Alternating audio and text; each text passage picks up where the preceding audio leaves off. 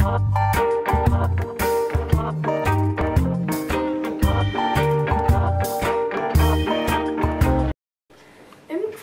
fjallar bókin Hávamál? Hávamál auðvitað bara þetta gamla kvæði sem að búið að snúa í þessari bók á nútíma íslensku. Og þetta bara einn partur af því kvæði, það miklu lengra, þetta fyrsti þátturinn sem svona, gengur undir nafninu Gestaþáttur. Og það má segja að þetta séu svona almennar ráðleggingar það hvernig á að haga lífi sínu og þetta svona notkunarreglur með lífinu, má segja. Þú samdir bókin ekki beint, heldur enduryrkir hana. Já. Er það ekki skrítið? Jú, mér finnst það voða skrítið, en þetta sem sé þannig að þetta svo gamalt kvæði að málið hefur auðvitað breyst heilmikið frá því það var ort og það má segja að margt í þessu kvæði sé eldra heldur en bara Íslands byggð. Þó það hafi ekki verið skrifað niður fyrr en eftir að Ísland var numið sko, nokkur hundruð árum seinna.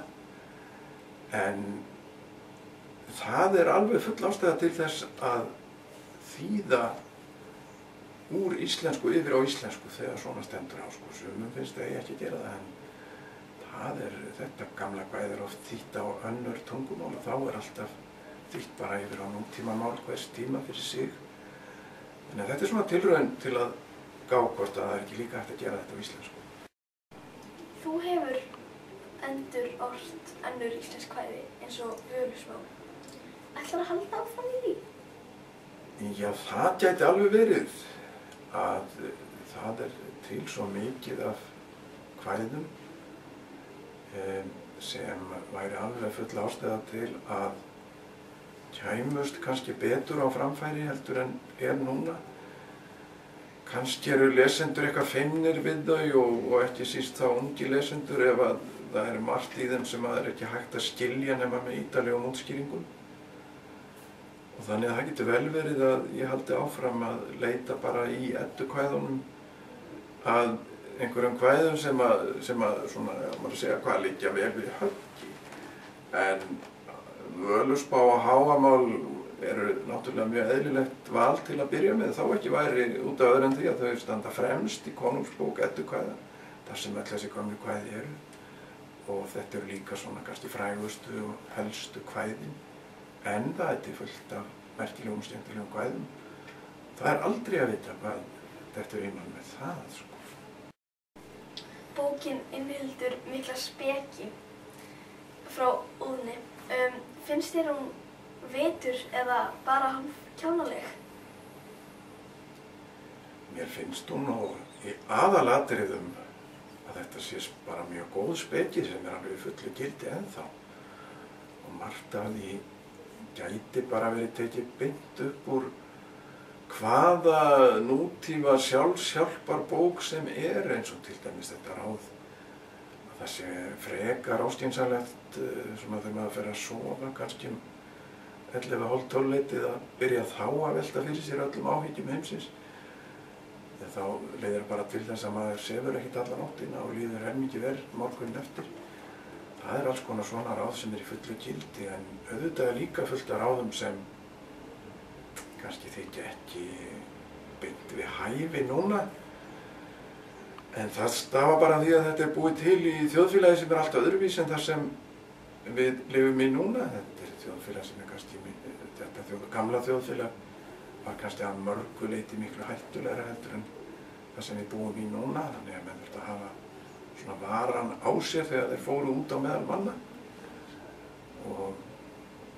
En bara flestar ráðleggingarnar finnst mér að séu bara alveg sígildar og geti verið í gildi á öllum tíma. Áttu þér uppáhaldspart í kvæðinu? Já, ég mjög hrifinn af þessum ráðleggingum það að maður eigi að passa sig á því að vera ekki of mikil fyllibita og það verið að vara við öldrykkju það dálítið merkilegt líka því að það svo oft sagt í nútímanum að það sé allt í lagi að drekka öl, drekka bjór, hann svo veikur og mildur og góður en höfundur Hávamála eða höfundar, þeir hafa greinilega kynst því að það getur líka verið mjög varasamt. Þannig erindi sem hafa mjög mikið forvarnargildi, myndi ég segja, varðandi áfengi og ungt fólk. Og þar meðal annars þessi dásamlega niðurstaða sem orðið einhvern veginn þannig í nútíma útgáfunni. Það langbesta við ölvínuna það að maður verður alls gáður aftur. Sá sem fullur, hann getur sett sig við það að það rennur á honum aftur og það það sem langbest. Þetta finnst mér mikil speki. Og viltu kannski lesa smá fyrir okkur? Já, ég held ég kannski bara lesi þessi erindi sem ég var að tala um.